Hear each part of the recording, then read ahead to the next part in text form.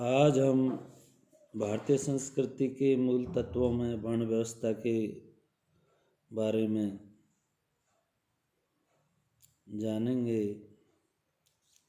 वर्ण व्यवस्था की उत्पत्ति के विषय में प्रमुख रूप से 5 सिद्धांत प्रचलित है। पहला देवी सिद्धांत, दूसरा गुण का सिद्धांत, तीसरा वर्ण या रंग का सिद्धांत, चौथा कर्म का सिद्धांत एवं पांचवा जन्म का सिद्धांत। ऋग्वेद के सुप्रसिद्ध पुरुष सूक्त में वर्णों की उत्पत्ति विराट पुरुष से बताते हुए कहा गया है कि उसके मुख से ब्राह्मण, बाहु से क्षत्रिय, उदर से वैश्य तथा पैर से शूद्र उत्पन्न हुए। जैसा कि कहा गया है, ब्राह्मणो अस्य मुखम आसीत् बाहु राजन्यः कृतः उरु तदस्य यद वैश्यः पदभ्याम शूद्रो अजायत। वैदिक संस्कृति में प्रारंभ में आर्यों के दो प्रमुख वर्ग थे, आर्य और अनार्य। आर्यों में आपस में कोई भेदभाव न था। वे एक सुगठित एवं सुसंगठित जाति के थे। प्रारंभ में उनका निवास सप्त सिंधु तक ही सीमित था, तथापि आवश्यकताओं में वृद्धि के कारण उनका विस्तार होने लगा। अब तो वे दूर दूर पर जाकर गांव बसाने लगे। उस समय परिवार के मुखिया के नाम पर गोत्र का निर्धारण होता था। शनै शनै एक ही स्थान पर एक ही गोत्र के कई परिवार उसी गोत्र में सम्मिलित हो गए। फलस्वरूप अनेक गोत्रों के समूह ने गोष्ठियों, ग्रामों एवं जनपदों का निर्माण किया। आर्यों की तरह अनार्यों ने भी इस प्रथा का अनुसरण किया। उनके संपर्क के कारण आर्यों में भी अंतर उत्पन्न होने लगा। अतः रक्त की शुद्धता स्थिर रखने के लिए आर्यों ने अपने मध्य 3 वर्ग बनाकर उनके कर्म निर्धारित कर दिए। ऐसा करने में उनका प्रमुख उद्देश्य आर्यत्व की रक्षा करना ही था। प्रथम वर्ग धार्मिक कृत्यों का अधिकारी बना, जो ब्राह्मण कहलाया। दूसरा वर्ग रक्षा एवं शासन करने का अधिकारी बना, जो क्षत्रिय कहलाया। तीसरा वर्ग कृषि, पशुपालन व अन्य व्यवसायों का अधिकारी था, जो वैश्य कहलाए। अंतिम वर्ग में वे प्राणी थे जो सर्वथा निकम्मे थे और जो उपर्युक्त तीनों में से कहीं भी उपयुक्त सिद्ध होने में असमर्थ थे। उनका कार्य केवल मात्र अन्य सदस्यों की सेवा करना था। ये सब शूद्र कहलाए। इस प्रकार चारों वर्णों का विकास होता रहा। सबसे पहले ब्राह्मण व उसके कर्तव्य। समाज में ब्राह्मण वर्ण सर्वोच्च स्थान पर था। उसे प्रत्येक क्षेत्र में विशेष अधिकार प्राप्त थे। उसके उल्लेखनीय बिंदु इस प्रकार से हैं। ब्राह्मण के प्रमुख कर्तव्य थे वेद पढ़ना व पढ़ाना, यज्ञ करना व कराना तथा दान लेना व देना। नंबर 2, ब्राह्मण से त्याग, कर्तव्यपरायणता, साधना, तप तथा बौद्धिक श्रेष्ठता की अपेक्षा की जाती थी। नंबर 3, वह राज्य और समाज के हित के लिए धार्मिक क्रियाएं संपन्न करता था तथा साधना व तपश्चर्या द्वारा समाज का मार्ग निर्देशन करता था। नंबर 4, ब्राह्मणों को अनेक विशेष सुविधाएं प्राप्त थी। पुरोहित के रूप में वह राजा को महत्वपूर्ण परामर्श देता था। राज्याभिषेक के समय वह राजा को प्रजा व राज्य के प्रति कर्तव्य परायणता का बोध कराता था। 5वां, गौतम धर्मसूत्र के अनुसार ब्राह्मण अवध्य, अदंड, अबहिष्कार्य तथा अपरिहार्य था। मनु ने ब्राह्मण की हत्या को महापातक माना है। नंबर 6, ब्राह्मण को प्रत्येक वर्ण से एक एक पत्नी रखने का अधिकार था। 4 पत्नियां रखना समाज में उसकी विशेष स्थिति, गरिमा और प्रतिष्ठा को व्यक्त करती है। नंबर 7, आपातकाल में ब्राह्मण वर्णेतर कर्म कर सकता था। यदि अपने परिवार का पालन पोषण करने में अध्यापन, यज्ञ तथा दान प्राप्ति द्वारा पर्याप्त धन सामग्री नहीं मिलती थी तो वह क्षत्रिय तथा वैश्य वर्ण के कर्म अपना सकता था। नंबर 8, कौटिल्य ने ब्राह्मण सेना का उल्लेख किया है। महाभारत से विदित होता है कि तत्कालीन समाज में कृपाचार्य, द्रोणाचार्य, अश्वत्थामा जैसे वीर पराक्रमी ब्राह्मण थे। इसके बाद में क्षत्रिय व उसके कर्तव्य के बारे में जानेंगे। इनका सम्मान समाज में ब्राह्मणों के बाद था। देश और समाज की रक्षा का भार इन्हीं पर था। ये छत्र अर्थात शौर्य और पराक्रम से संबंधित थे। इनके विशिष्ट बिंदु या विशेषताएं इस प्रकार से है। नंबर 1, आचार्य मनु के अनुसार प्रजा की रक्षा करना, दान, यज्ञ, पढ़ना तथा विषय वासना से दूर रहना ये क्षत्रिय के कर्तव्य बताया गया है।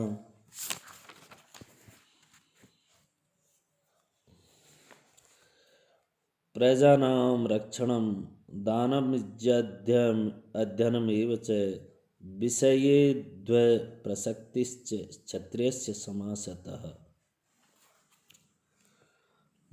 नंबर 2, क्षत्रिय का वर्णगत गुण शासन और सैन्य कर्म था। चतुर्वर्णों का संरक्षण करना उनका उत्तरदायित्व था। उन्हें अध्ययन और अध्यापन का भी अधिकार था। नंबर 3, गौतम ने इस वर्ण को 3 वेदों पर अधीत बताया है। कौटिल्य ने क्षत्रिय के प्रमुख कर्मों में अध्ययन, यज्ञ करना, शास्त्र धारण करना,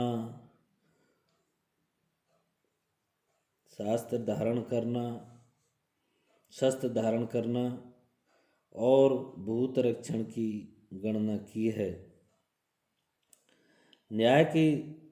नंबर 4, न्याय की स्थापना करना तथा अधर्मियों को दंड देना भी क्षत्रिय के कर्तव्य क्षेत्र में सम्मिलित था। वे समाज की भौतिक आवश्यकताओं की पूर्ति और संरक्षण के लिए राज करते थे।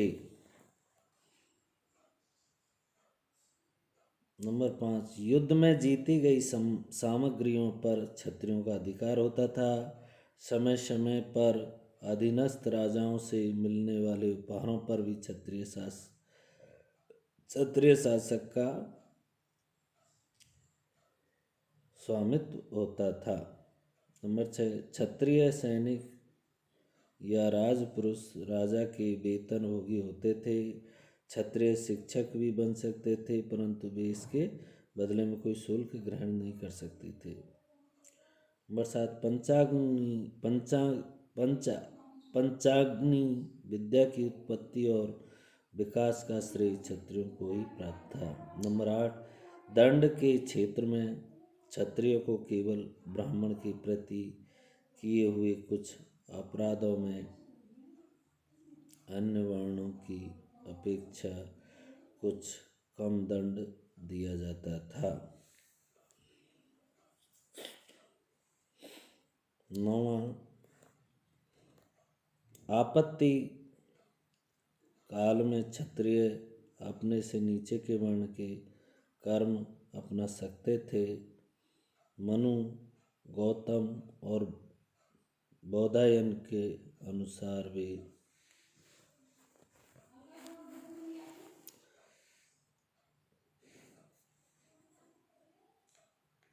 अलका ये चीज बंद हो गए अपना आप ही। अलका को खंदा जे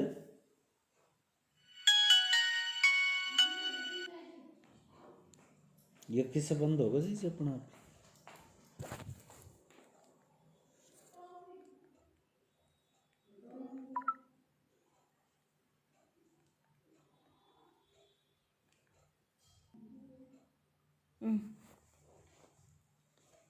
कर दो। नवा पॉइंट आता है, आपत्ति काल में क्षत्रिय अपने से नीचे के वर्ण के कर्म अपना सकते थे।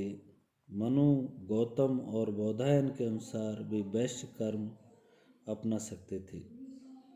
व्यापार में उनके लिए रस, तेल, नमक, पत्थर, पशु और मनुष्यों क्रय विक्रय वर्जित था। इसके बाद में वैश्य एवं उसके कर्तव्यों के बारे में जानेंगे। ब्रह्मा के उदर से उत्पन्न वैश्य वर्ण अपने उदर की पूर्ति के साथ साथ समाज की वर्ण अर्थव्यवस्था एवं भरण पोषण का भार वहन करते थे। वे अपने सतत प्रयत्नों द्वारा समाज तथा राज्य को आर्थिक सुदृढ़ता प्रदान करते थे। इनके अन्य बिंदु इस प्रकार है।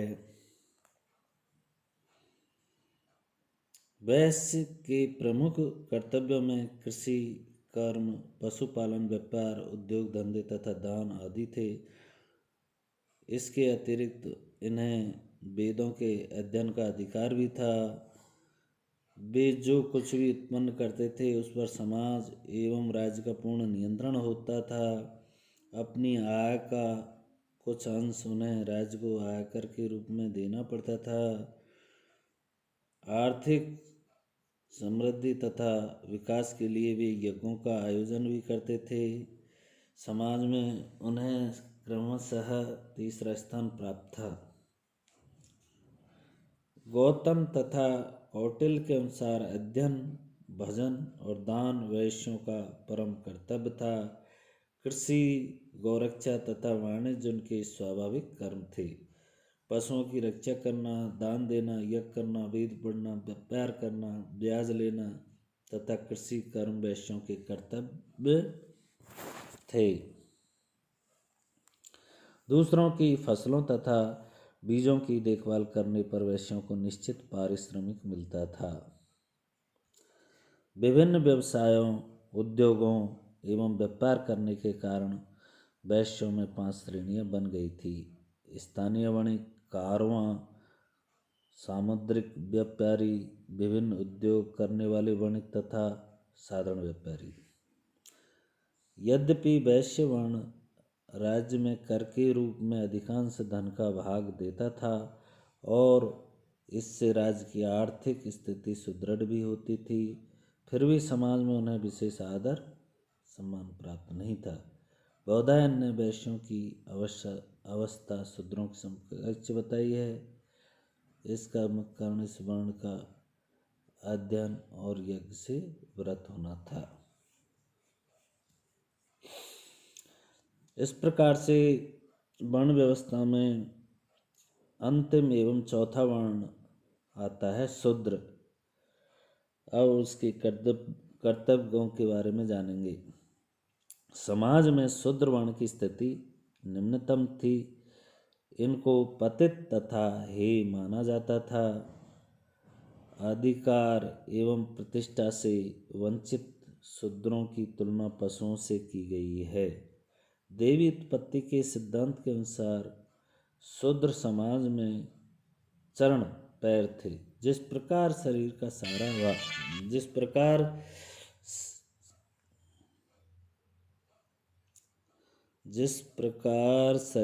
सारा भार पैरों पर होता है, उसी प्रकार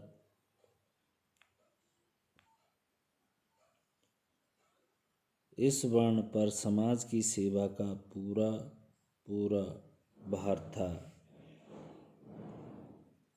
जैसा कि मनु के अनुसार तीनों वर्णों की सेवा करना यही एक कर्म शूद्रों के निमित्त ईश्वर ने बनाया है।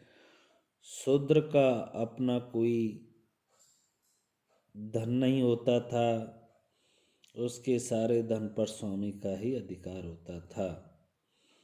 शूद्र पूर्ण रूप से द्विजों की दया पर निर्भर थे। वे अन्य तीनों वर्णों द्वारा परित्यक्त वस्तुओं का उपयोग करते थे।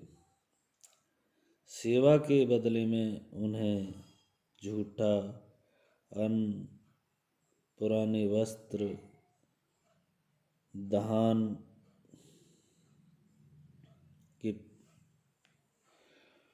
के पुआल, पुराने बर्तन, खाट आदि दिए जाते थे। आपत्ति काल में वे विभिन्न उद्योग धंधे अपना सकते थे। भूख से पीड़ित होने पर शूद्र कारू कर्म कर सकते थे। इसमें भोजन बनाने, कपड़ा बनाने तथा बढ़ई के कार्य सम्मिलित थे। बचार उपजीव्य व महाकाव्य काल में शूद्रों की दशा में कुछ प्रगति हुई है। अब वे व्यापार तथा वाणिज्य कर सकते थे। महाभारत के अनुसार युधिष्ठिर ने राजसूय यज्ञ में शूद्र प्रतिनिधियों को भी आमंत्रित किया था। मनु ने भी कहा है कि नीच शूद्र से भी उत्तम विद्या ग्रहण करनी चाहिए।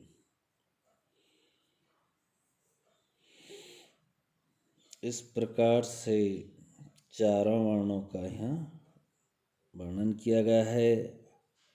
अब चारों वर्णों के सामान्य कर्तव्य, धर्म जो कि व्यक्ति के कर्मानुसार वर्ण धर्म की नियोजना की गई थी, तथा भी चारों वर्णों के कर्तव्यों में सामान्य धर्म इस प्रकार से थे। वे सभी व्यक्तियों के लिए पालनीय थे।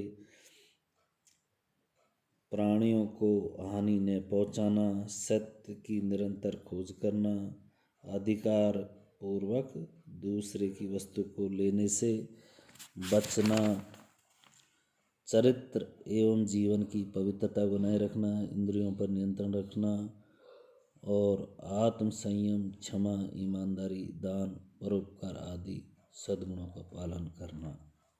इस प्रकार से भारतीय संस्कृति में वर्ण व्यवस्था का वर्णन किया गया है।